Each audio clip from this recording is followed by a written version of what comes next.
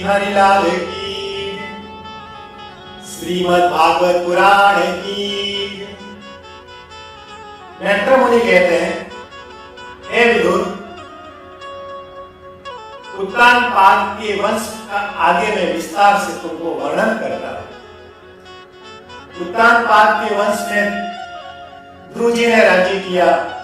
ध्रुव जी के बाद में उनके पुत्र उत्कल ने राज्य किया और उत्कल के वंश के अंदर राजा अंग हुए। राजा अंग बड़े धर्मात्मा थे। उसका विवाह अधर्म के वंश के अंदर मृत्यु की पुत्री सुनीता के साथ में हुआ और उन्हीं के घर में एक क्रूर, अधर्मी, पापी, अत्याचारी, दुराचारी वेन नाम का पुत्र जन्म लिया। राजा अंग अपने इस पुत्र के अधर्म और पाप के कारण बड़ी दुखी हुए। उनके अत्याचारों से तंग आकर वह हमेशा हमेशा के लिए वन में चले गए और भगवान की तपस्या करने लगे। जब अपने पिता राज्य को छोड़कर चले गए, तब राजा वेन राज्य के ऊपर शासन करने लगा।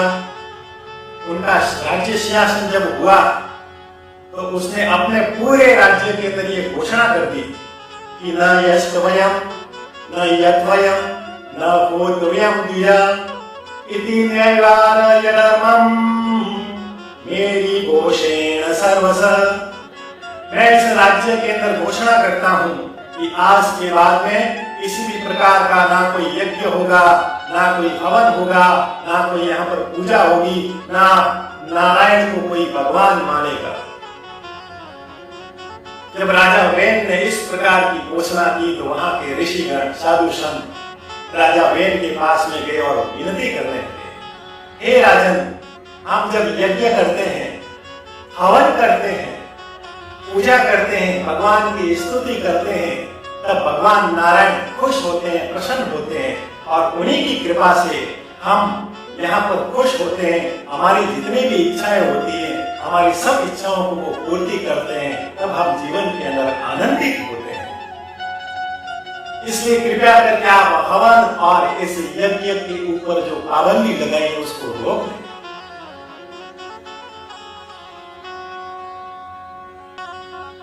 तभी राजा वेन ने उन ऋषि मुनियों को कहा कि तुम सब मूर्ख हो। अरे तुमको जीविका देने वाला ये साक्षात पति को छोड़कर तुम उस जड़ पति की उपासना करते हो। अरे मैं तुम्हारा राजा हूं और तुम मेरी प्रजा हो। मैं तुम्हारी रक्षा करता हूं, मैं ही तुम्हारी पालना करता हूं और प्रजा की जो रक्षा और पालना करता है वही भगवान होता है। इसलिए मैं ही आज से भगवान हूं। आज के बाद में यदि नारायण को किसी ने भगवान माना, उनकी कोई पूजा की, किसी ने भी हवन किया, यज्ञ किया, तो मैं उसको मृत्यु दंड दे दूंगा। जब राजा वेन के ऐसे वचन को ऋषि मुनियों ने सुना तो क्रोधित हो गए और कहने लगे, इस राजा को तो अहंकार हो गया है, यदि इसको मारा नहीं गया तो ये पूरी सृष्टि को पापमय कर देगा। ऐसा कहते हुए सभी ऋषि मुनियों ने उस राजा को श्राप दे दिया और उस श्राप के कारण उस राजा वेन की वही मृत्यु हो गई। बोली बाकी बिहारी लाल की। राजा वेन के वंश में कोई नहीं था। उसकी मृत्यु के बाद में वो राज्य राजा के रहित हो गया। सभी ने विचार किया, यदि राजा नहीं रहा तो इस राज्य के अंदर अराजकता फैल जाएगी। बिना राजा के राज्य अव्यवस्थित हो जाएगा। प्रजा की रक्षा कौन करेगा? प्रजा की पालना कौन करेगा? इसलिए सभी ने मिलकर उस मृत राजा वेन के जंगों का मंथन किया। जैसे जंगों का मंथन किया तो उसमें से एक काले कौवे के समान घोड़ा पुरुष उत्पन्न हुआ। उत्पन्न होते उसने कहा कि मैं कौन हूं, क्या करूं? तब ऋषि मुनियों ने कहा, निषाद निषाद निषाद, अर्थात बैठ जाओ। इस प्रकार उसका नाम निषाद रखा गया। निषाद पड़ गया और उनको कहा कि तुम जाओ जंगल के अंदर राज करो। उसके बाद वो चले गए और जंगल में राज किया, उसको निषाद राज कहलाया। फिर उसके बाद उस मृत राजा वेन के भुजाओं का मंथन किया, उसके भुजाओं को मथा तो उसमें से एक स्त्री और एक पुरुष का जोड़ा प्रकट हुआ।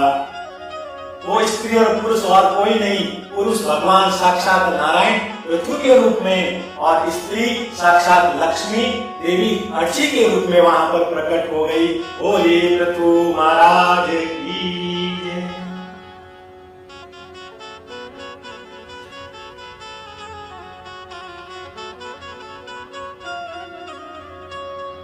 जब महाराज पृथु अपने सिंहासन पर विराजमान हुए,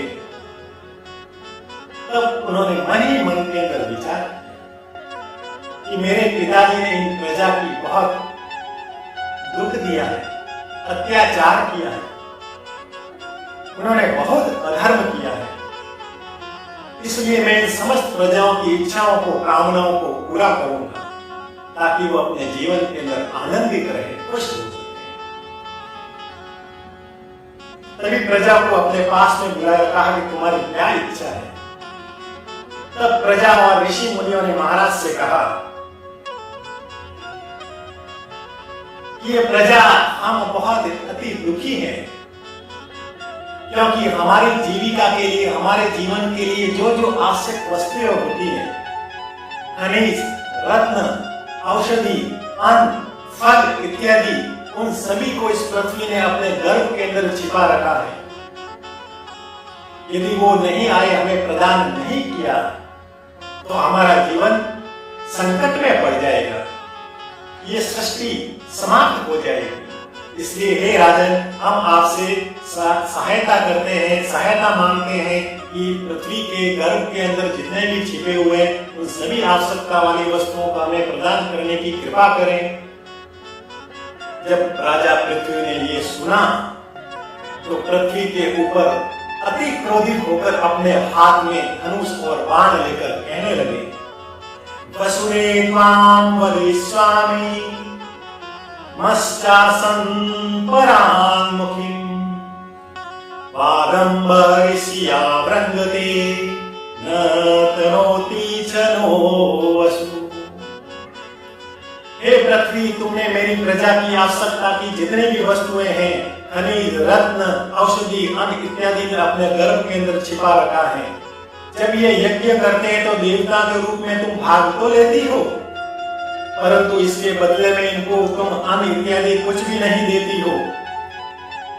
तुम इन प्रजा के अपराधी हो, इसलिए मैं तुमको यही मृत्यु दंड दे दूंगा।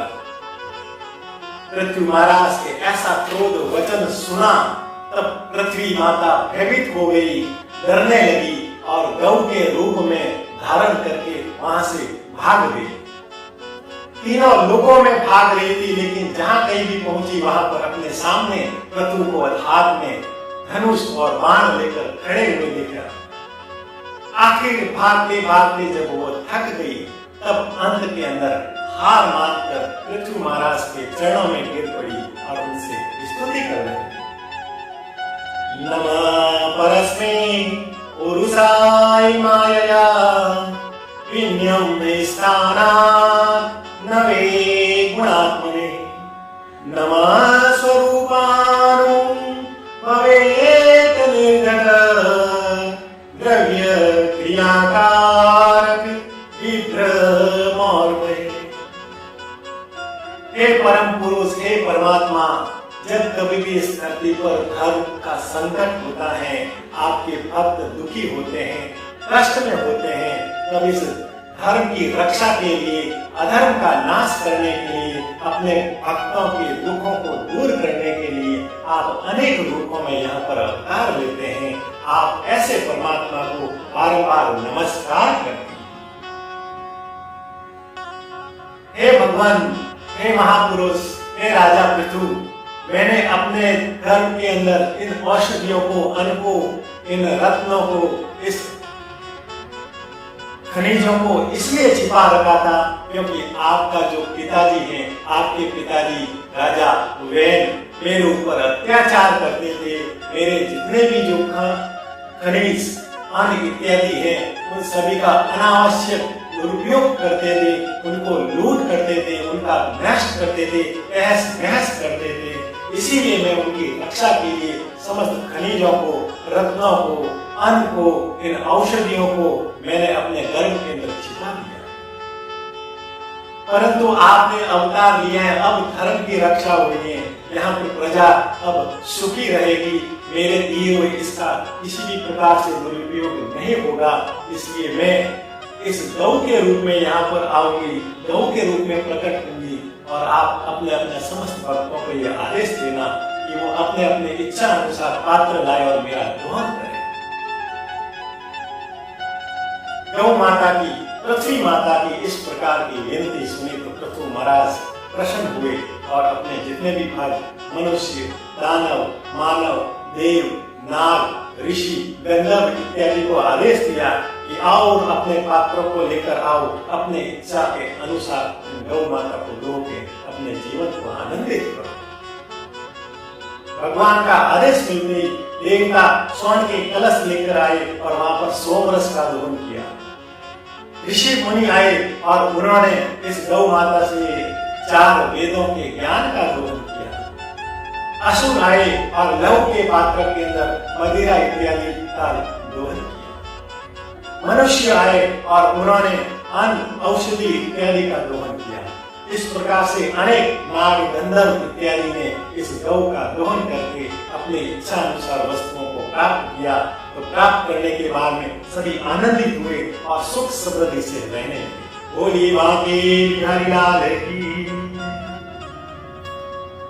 इस प्रकार से राजा पृथु के राज में समस्त प्रजा, समस्त देव, समस्त गंधर्व, नाग इत्यादि जितने भी जो प्राणी, जीव प्राणी थे वो आनंदित रहकर रहने लगे, सुख समृद्धि से रहने लगे। जब पृथ्वी वृद्धावस्था को प्राप्त हो गए तब अपनी पत्नी देवी अर्ची के साथ में हमेशा हमेशा के लिए वन में जाने से पहले अपने पुत्र विजिता को राज्य का सिंहासन सौंप दिया और भगवान की भक्ति करते करते अपने देह को त्याग। बोली पृथु महाराज की।